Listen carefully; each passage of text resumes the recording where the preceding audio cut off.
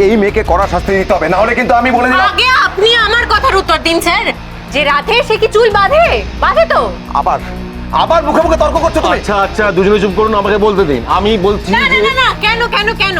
আপনি আগে আমাকে ভুল প্রমাণ করুন আমি ভুল বলেছি, তারপর আমি কোনো কথা শুনবো। কি তোমার কাছে আমার প্রমাণ দিতে হবে? স্যার স্যার, ছেলে মানুষ আমি ওর হয়ে আপনার এই! ক্ষমা চাইছি।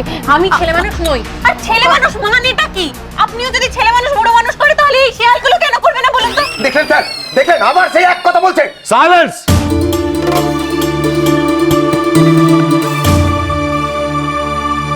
প্রফেসর পাকরাশি, আমি আপনার কথার একে একে উত্তরটা দিই। প্রথমত, সবসময় মুখে মুখে তর্ক করাটা খারাপ কিছু নয়। তর্ক বিতর্ক হলো ডিবেট। তর্ক করতে গেলে যুক্তি লাগে। রঞ্জিনীও যুক্তি দিয়েছে যে রাধে সে চুলও বাঁধে। আপনি আপনার যুক্তি দিন, পাল্টা যুক্তি দিন, তাহলেই তর্কটা বিতর্ক হয়ে যাবে।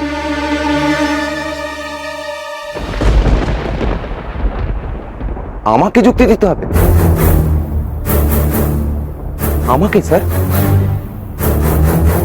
এই একরত্তি মেয়ের ফালতু কথার পাল্টা যুক্তি আমায় দিতে হবে? না হয় দিলেনি।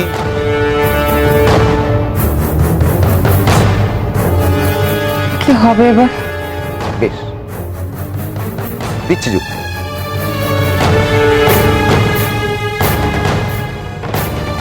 চুল বাঁধাটা কোনো কৃতিত্বের কাজ নয়। যে কোনো মহিলাই চুলও বাঁধে, রান্নাও করেন। উনিও তাই করেন।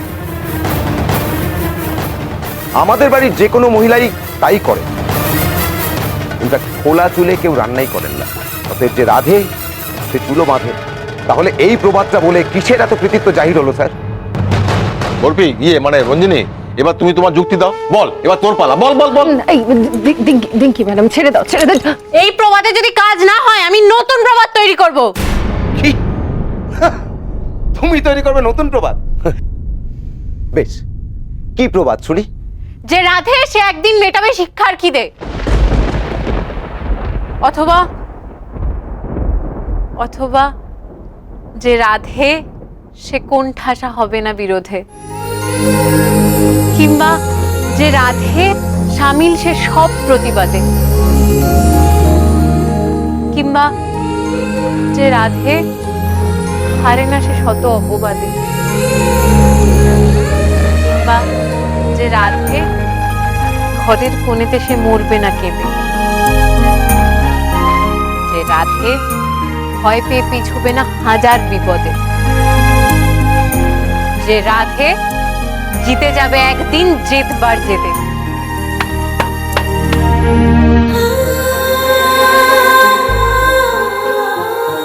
কি প্রফেসর পাকরাশি, এবার কি বলবেন?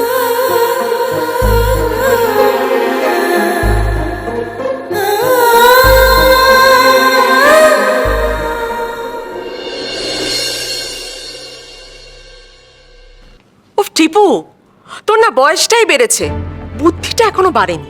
চাপ বাবা, আমি আবার কি করলাম? তোর মাথাটা একেবারে খারাপ হয়ে গেছে রে। দেখছিস বাড়ির এই অবস্থা, তার মধ্যে সুজাতাদের লাঞ্চে রেখে নিলি। মানে বাড়িতে আবার কি অবস্থা? সেটা তোর মাকে ফোন করে জিজ্ঞেস কর। ভোর হতে না হতে তোর বাবা বেরিয়ে গেল, আর যেই না বেরিয়ে গেল অমনি তোর মা চারটি ছাই পাশ রান্না আমাদের গছিয়ে দিয়ে কাউকে তোয়াক্কা না করে বেরিয়ে গেল। বাড়িতে যা নতুন জামাই, কলিগ দিরাগমন, কি ভালো মন্দ খাওয়ানো, সেসব কিচ্ছু না, কোনো হেলদোল নেই। সেসব ভেবে আর কি হবে বলো তো মা? সুমিত্রা বোধহয় এতক্ষণে ভালো মন্দ খাওয়াও শুরু করে দিল। আচ্ছা, ওরা কোন রেস্টুরেন্টে গেছে বলো তো? আমি একবার ফোন করে দেখি। এই তুই থাম তো, দেখছিস সেখানে অন্য বিপদ। উফ, তোমরা কি বলছো বলো তো? আমার মাথায় কিচ্ছু ঢুকছে না। তোর মাথাতে ঢুকবেও না। মোদ্দা কথা হলো বাড়িতে এখন কাউকে আসতে বলা যাবে না, লাঞ্চে তো নাই। বাড়ির সেই পরিস্থিতিই নেই। উফ ঠামি, তোমরা বুঝতে পারছো না, আমার বিয়েটা বারবার কেচে যাওয়ার মুখ থেকে ফিরে আসছে। আগের দিন যা হলো আমি ভাবলাম আন্টি আমার মুখই দেখতে চাইবেন না, কিন্তু আজকে আমাকে নিজে থেকে ফোন করে বিয়ের ডেট ফিক্স করার কথা বলেছে। এখন যদি আমরা ইন্টারেস্ট না দেখাই তাহলে তাহলে কি হবে, কেচে যাবে তো বিয়েটা? বাঁচা গেল, আমাদের বিয়ের খাটনিও নেই, শেষ। হ্যাঁ মেজকাপ, ও মেজকাপ, একবার এদিকে এসো না, আরে, দেখো না। কাকে ডাকছিস? তোর মেজকাও নেই, তোর ছোটকাও নেই। সে কি, কোথায় গেছে ওরা? তারা পালিয়েছে। দুটো কাজ করে সাহায্য করতে হবে বলে আমাদের জলে ফেলে দিয়ে পালিয়েছে। হ্যাঁ গো হ্যাঁ, জলটাই তো নেই। আচ্ছা, তোমরা কেউ পাম্প চালাওনি? কি গো,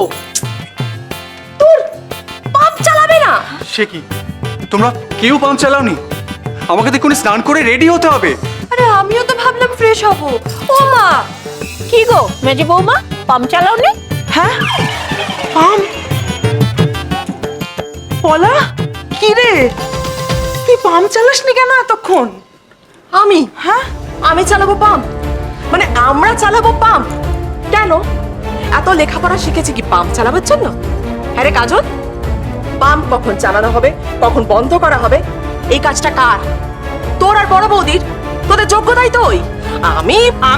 আমিও আমরা কি পাম্প চালাতে জন্মেছি? আরে তুই মাইনে পাস না? জাস্ট একটা সুইচ অন করে দিতে হবে, সেটাও পারিস না? হ্যাঁ, ওই সুইচটাই চিনিয়ে দাও না, তাহলেই আমি এক্ষুনি চালিয়ে দেবো। চল এক্ষুনি চল। ওরে বাবা রে, মাথাটা কিরকম কিরকম একটা ঘুরছে। আরে আমি না পারবো না, মেজো বৌদি তুমি যাও। হ্যাঁ আমি পাম্প? কি হলো মেজে বৌমা, তুমি পাম্পের সুইচ জানো না? মা, সবসময় আপনি আমাকেই কেন বকেন বলুন তো? মানে এই বাড়ির সমস্ত দিকে নজর রাখা তো, আমি দেখুন অত বড় একটা স্কুল চালাতে হয়। এক্সকিউজ দিচ্ছ কেন মেজো বৌদি? বলো না তুমি পাম্পের সুইচটাই চেনো না। ও এক্সকিউজ, তোর এক্সকিউজ মনে হলো তো? আয় চল, আমাকে দেখিয়ে দিবি সুইচ, চল কি চল হলো চল। মেজে বৌমা, ও কি বাড়ির বউ? ও, বাড়ির মেয়েদের পাম্পের সুইচ কোথায় জানতে নেই, বাড়ির বউদের জানতে আছে, এটা তো জানতাম না মা। ও ঠামি, তোমরা প্লিজ একটু থামবে, আমাকে আন্টিকে এক্ষুনি ফোন করতে হবে। আমি করছি কিন্তু ফোন। হ্যাঁ, ডেকে নাও। গ্যাসের লোক, মাইক্রোওয়েভ সারানোর লোক, সিঙ্ক পরিষ্কার করার লোক, সবাইকে একসাথে ডেকে নাও তো। হ্যালো, হ্যাঁ আন্টি, হ্যাঁ বলছিলাম যে হ্যালো, হ্যাঁ ভালো আছেন তো আপনি? আমি ওই টিপুর মেজো কাকিমা বলছি। হ্যাঁ, ওই টিপুর কাছ থেকে তো সবই শুনেছি। ওই লাঞ্চে যাওয়ার ব্যাপারটা আজকে হচ্ছে। হ্যাঁ, না না না না, আপনারা আসবেন না। না মানে আপনারা কষ্ট করে কেন আসবেন বলুন, আমরাই যাচ্ছি টিপুকে নিয়ে। হ্যাঁ, মানে ওই আমি, আমার শাশুড়ি মা আর আমার 2 ননদ। হ্যাঁ, তখন ওই লাঞ্চ করতে করতেই আমরা বিয়ের ডেটটা ফিক্স করে দেবো, কেমন? রাখি। ইউ আর দ্য বেস্ট মেজো বৌদি, মা। খুব ভালো বুদ্ধি করেছো মেজে বৌমা, খুব বুদ্ধিমতী মেয়ে। বাড়ির ঠান্ডা খাবার খেতেও হলো না, ছোট ঝামেলা থেকে বাঁচবো। কি রে দাঁড়িয়ে আছিস কেন? চল, রেডি হতে হবে না? শিল্পীর বড় বৌমা সামলাবি। চল চল চল চল চল চল। সত্যি মেজো বৌদি, তুমি একটা দারুণ আইডিয়া বার করেছো। তুমি না থাকলে কি যে হতো আমাদের। শোনা, বোকারা খাটে গাধার মতো, ওই তোর বড় বৌদি যেমন, আর বুদ্ধিমানেরা অন্য লোকদেরকে দিয়ে খাটায়। ঠিক কথা। অনেক হয়েছে, চল এবার রেডি হতে হবে তো। চলো চলো চলো। পালিয়ে গেল, সবকটা একসাথে মিলে পালিয়ে গেল। পালাও, আমিও দেখবো কতদিন পালিয়ে বাঁচো। কত বড় দায়িত্ব মাথায় নিয়েছো রঞ্জিনী, বুঝতে পারছো? নতুন প্রবাদ তৈরি করতে হলে তোমায় কিন্তু অনেক খাটতে হবে। খাটবো তো, সহচরী খাটবে, প্রতি বছর ফার্স্ট হবে, আর ওনার মুখে ঝামা ঘষে দেবে। কি পারবে না শিয়াল পণ্ডিতের নাকে ঝামা ঘষে দিতে? এই মা, গুরুজনের সাথে এভাবে কথা বলতে নেই। আলবাদ আছে, উনি আমার জন্মের আগে জন্মেছেন, এতে ওনার কি কোনো কৃতিত্ব আছে? আর সম্মানটা অর্জন করতে হয়, এমনি এমনি কেন দেবো? স্যার এবার কিন্তু সহ্যের সীমা ছাড়িয়ে যাচ্ছে। ঠিক, একদম ঠিক। প্রফেসর পাকরাশি, আমি আপনার সঙ্গে সম্পূর্ণ একমত। রঞ্জিনী শাস্তি পাবে, কিন্তু তার আগে সহচরী আপনি বলুন তো, আপনার বন্ধু যে আপনার হয়ে চ্যালেঞ্জটা গ্রহণ করলো, সেটা কি আপনি সত্যি করতে পারবেন? পারবেন তো? পারবো স্যার।